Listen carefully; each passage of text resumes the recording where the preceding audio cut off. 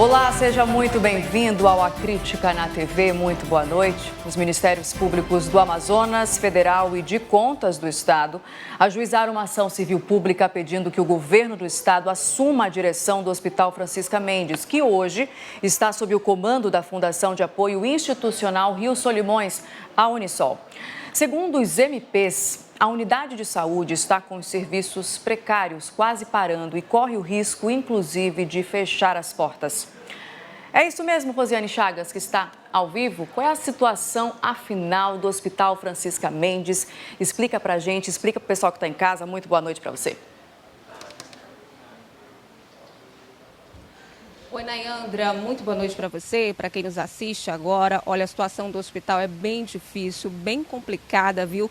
Há o risco de interrupção de vários serviços, cirurgias cardíacas já diminuíram e há o risco iminente de o hospital, inclusive, fechar as portas, viu? O que acontece? Para a gente explicar para o pessoal de casa, o contrato com a Suzano, ele se encerra agora no dia 4 de dezembro.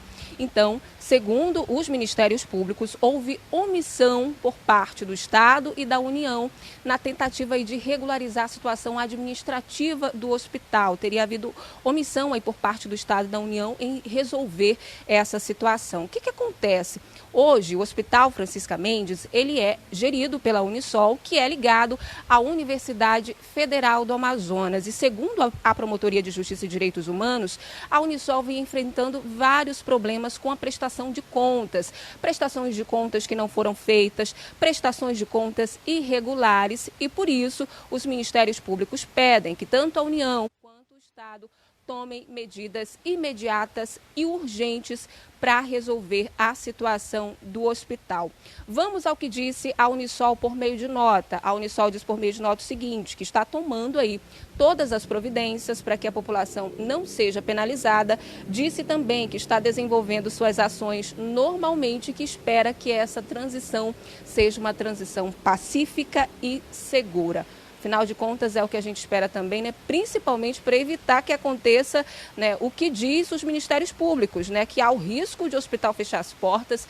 As cirurgias cardíacas já diminuíram, a gente sabe que o hospital é referência em cirurgias cardíacas aqui no Amazonas, então seria realmente um prejuízo muito grande se isso chegar a acontecer.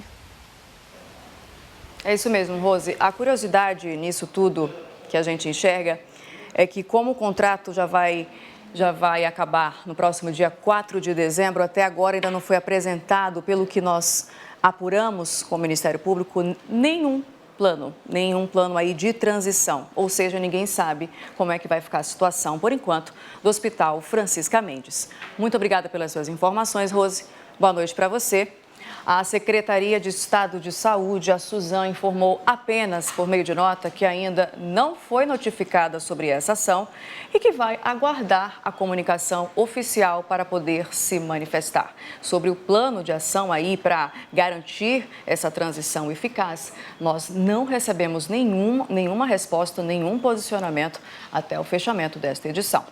A gente segue por aqui, porque depois dos ex-prefeitos de Manicoré e Careiro Castanho, agora o Ministério Público Federal no Amazonas ajuizou ação de improbidade administrativa contra o ex-prefeito de Urucará, Felipe Antônio, por fraude na contratação de serviços de transporte escolar com recursos do Fundo de Manutenção e Desenvolvimento da Educação Básica, o Fundeb. Na ação de improbidade administrativa, o Ministério Público pede à Justiça Federal que declare a indisponibilidade de bens do investigado até o limite do dano causado ao patrimônio público, que estaria avaliado hoje em mais de R$168 mil. É brincadeira, né? A gente muda agora de assunto para falar sobre trânsito. Por causa das obras de revitalização das vias do distrito, amanhã vão ser feitas interdições no entorno da rotatória do Armando Mendes. Os motoristas reclamam da lentidão nos horários de pico. Para alguns, a obra não vai surtir o efeito desejado. Todo mundo achava que ia ser uma passagem de nível. Seria muito mais útil do que o que ele está fazendo aqui, fazendo na bola. Não tem negócio de concreto. Tinha que ser asfalto, que é rapidinho. E trabalhar final de semana e à noite, para agilizar a obra, eles não trabalham. A gente passa todo dia aqui e esse congestionamento aqui, todo dia. Agora com essa interdição vai ficar ainda pior? Pior. E a nossa renda, ó, Cadê? Só todo mundo trabalhando por diesel, E quem utiliza a rotatória do Armando Mendes deve ficar atento para as interdições que vão ser feitas nesta sexta-feira. Será com relação ao fluxo que vem na Avenida Oitis, no sentido do bairro para o centro, que não conseguirão mais chegar na rotatória do Armando Mendes por causa de um desvio que haverá. Ou seja, os veículos que trafegam nesse sentido obrigatoriamente deverão fazer uma conversão à direita na Avenida Itacolomi, avenida esta que é a rua da feira do Armando Mendes. A interdição deve durar aproximadamente 45 dias, até que a etapa da nova pavimentação rígida seja concluída no local. Até lá, o mais indicado é que você possa utilizar rotas alternativas para evitar a bola, que deve ficar com o trânsito congestionado nos horários de pico. Uma outra informação importante são os veículos pesados, como caminhões e carretas, que só terão acesso local nesse perímetro da Avenida Oitis por conta das empresas.